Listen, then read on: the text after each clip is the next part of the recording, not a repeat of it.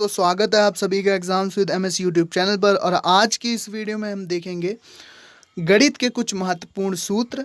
चाहे आप क्लास 8 में हो, 9th में हो, 10th में हो, 11 12th में हो, इन सूत्रों की ज़रूरत आपको पड़ती रहती है। प्लस अगर आप 11 12th या 10th में फिजिक्स भी पढ़ते हैं तो इन सूत्रों की ज़रूरत आपको पड़ेगी। ये बहुत ही इंपॉर्टेंट सभी फॉर्मूले हैं। तो चलिए शुरू करते हैं। हम ये बेसिक फार्मूले हैं, बिल्कुल यार, बिल्कुल बेसिक फार्मूले हैं जो आपको आने ही चाहिए और इसकी ज़रूरत आपको कभी भी पड़ सकती है। तो सबसे पहला सूत्र है हमारा वर्ग का क्षेत्रफल। तो वर्ग का क्षेत्रफल होता है भुजा स्क्वायर। वर्ग होता क्या है कि वर्ग होता है एक ऐसा ज्यामितीय आकार, ऐसी ज्योमेट्रिकल शेप है जिसकी चारों भुजाएं बराबर होती हैं। तो ये हमारा बन गया वर्ग। तो इसका जो क्षेत्रफल होता है ये होता है भुजा स्क्वायर। यानी मान लीजिए एक भुजा की लंबाई अगर इसकी x होगी तो इसका अगर हमें क्षेत्रफल निकालना है तो इसका हम वर्ग कर देंगे, x स्क्वायर इसका क्षेत्रफल हो जाएगा। दूसरा देखते हैं हम वर्ग का परिमाप। तो वर्ग का परिमाप निकालने के लिए 4 का गुणा कर देंगे उसकी एक भुजा की लंबाई में, तो इसका परिमाप हो जाता है 4x। ये हो जाएगा वर्ग का परिमाप 4x। नेक्स्ट देखते हैं हम, जो नेक्स्ट है हमारा सूत्र, ये है हमारा आयत का क्षेत्रफल। तो आयत का क्षेत्रफल निकालने के लिए हमें क्या करना पड़ता है, लंबाई गुणे चौड़ाई। मान लीजिए कि कोई आयताकार आपके पास शेप है तो इसका हमें क्षेत्रफल निकालना है। तो मान लीजिए लंबाई इसकी l है, चौड़ाई इसकी x है, तो l इंटू एक्स अगर हम कर देंगे तो इसका क्षेत्रफल हमें मिल जाएगा। आयत का परिमाप निकालने के लिए क्या करेंगे कि लंबाई और चौड़ाई को जोड़ लें। चौड़ाई x है, लंबाई l है, यानी कि l plus x into 2, l plus x into 2 अगर हम कर देंगे, यहाँ पर साफ साफ लिखा है कि आयत का परिमाप होता है लंबाई प्लस चौड़ाई इंटू 2। तो ये हो जाएगा हमारा आयत का परिमाप। अब देखते हैं हम समलंब चतुर्भुज का क्षेत्रफल।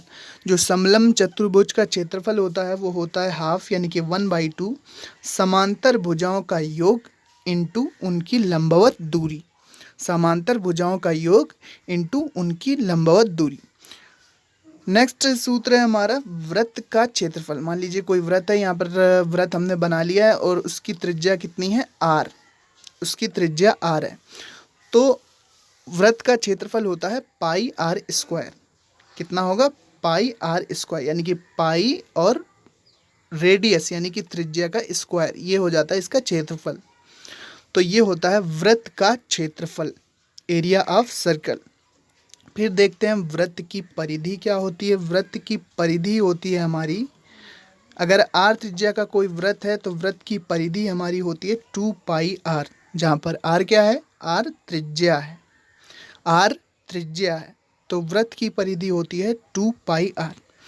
अब देखते हैं हम गोले का आयतन। तो कोई गोला है, देखिए वृत्त और गोले में अंतर है।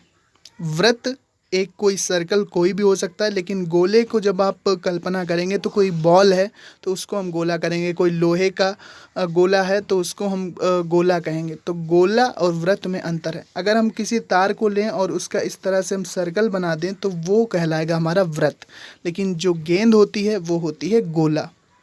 तो जो गोले का आयतन होता है, तो गोले का आयतन होता है 4/3 पाई r क्यूब। मान लीजिए कि कोई गोला है, यहाँ पर कोई बॉल हमने ले ली गेंद, और उसकी त्रिज्या क्या है, केंद्र है ये, और उसकी त्रिज्या r है। तो गोले का आयतन होगा 4/3 पाई r क्यूब। 4/3 पाई r क्यूब, ये होगा हमारा गोले का आयतन। फिर गोले का पृष्ठ, यानी कि गोले का जो पृष्ठ का क्षेत्रफल है वो कितना होगा, वो होगा 4πr स्क्वायर। 4πr स्क्वायर गोले का ये होगा आपका पृष्ठ का क्षेत्रफल। अब देखते हैं हम नेक्स्ट फॉर्मूला, जो कि है लंबवृत्तीय बेलन का वक्र पृष्ठ। मान लीजिए कि ये बेलन है हमारा, ये कोई सिलेंडर है, तो इसका हमें वक्र पृष्ठ निकालना है। तो वक्र पृष्ठ का मतलब इन पृष्ठों को छोड़कर ये जो इसका एरिया है, ये टोटल कितना क्षेत्रफल है, ये जो जहाँ पर मैं इस तरह से बना रहा हूँ, ये जो गोल घुमा हुआ वक्र बनाता है, ये पूरा सर्कल का पृष्ठ क्या होगा। एक बार फिर से समझिए कि यहाँ पर अगर कोई बेलन है तो इसका ये क्षेत्रफल कितना होगा। इतना क्षेत्रफल कितना होगा, हमें इन क्षेत्रफल से नहीं मतलब है, हमें वक्र पृष्ठ निकालना है।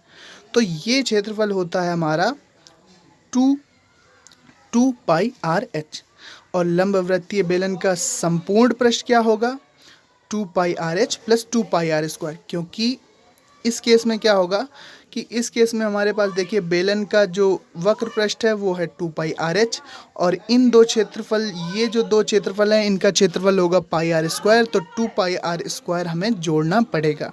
तो लंबवृत्तीय बेलन का संपूर्ण पृष्ठ होता है 2 pi r h plus 2 pi r square, 2 pi r h plus 2 pi r square. फिर देखते हैं हम लंबवृत्तीय बेलन का आयतन, तो ये होता है पाई आर स्क्वायर एच।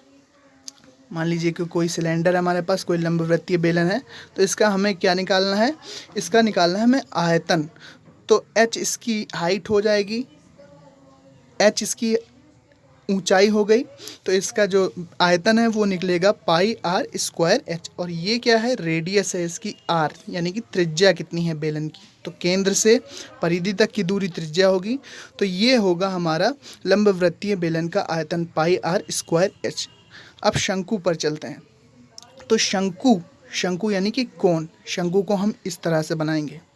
तो शंकु, लंबवृत्तीय शंकु का वक्र पृष्ठ यानी कि इतना पृष्ठ, हम इस पृष्ठ को छोड़ रहे हैं, इसको नहीं कैलकुलेट करना है अभी।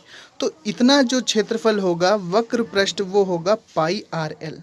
आर क्या है, त्रिज्या है, और एल क्या है, तिर्यक ऊंचाई है।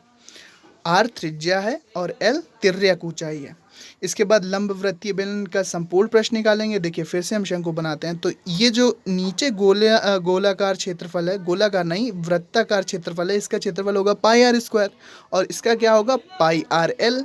तो लंबवृत्तीय बेलन का संपूर्ण पृष्ठ हो जाएगा pi r l plus pi r square, pi r l plus pi r square. ये हो जाएगा संपूर्ण पृष्ठ लंबवृत्तीय शंकु का। चलिए अब देख लेते हैं लंबवृत्तीय शंकु का आयतन, कि शंकु का हमारा आयतन क्या होता है। तो शंकु का आयतन होता है 1/3 पाई आर स्क्वायर एच। मान लीजिए शंकु की हाइट क्या है, एच है, और इसकी त्रिज्या क्या है, आर है। तो इसका आयतन होगा 1/3 pi r square h, 1/3 pi r square h. अब देखते हैं हम घनाभ का आयतन। तो घनाभ का आयतन होता है लंबाई गुणे चौड़ाई गुणे ऊंचाई। फिर घनाभ का संपूर्ण पृष्ठ क्या होता है, लंबाई गुणे चौड़ाई प्लस चौड़ाई गुणे ऊंचाई प्लस ऊंचाई गुणे लंबाई। इसका हमें डबल करना होता है। तो ये होता है हमारा घनाभ का संपूर्ण पृष्ठ। घन का आयतन क्या होता है, घन का आयतन होता है भुजा क्यूब। घन क्या होता है, लूडो का अगर हम डाइस देखें तो ये जो हमारा शेप बनता है ये कहलाता है क्यूब, यानी कि घन। तो इसका आयतन होता है, मान लीजिए इसकी भुजा की लंबाई x है, तो इसका आयतन हो जाएगा x क्यूब, यानी कि x की पावर 3। तो ये होता है हमारा घन का आयतन। घन का आयतन x क्यूब या भुजा क्यूब। यहाँ पर आप देखेंगे कि घन का आयतन x क्यूब या भुजा क्यूब। फिर देखते हैं हम घन का संपूर्ण पृष्ठ क्या होगा। तो घन का संपूर्ण पृष्ठ होगा 6x स्क्वायर।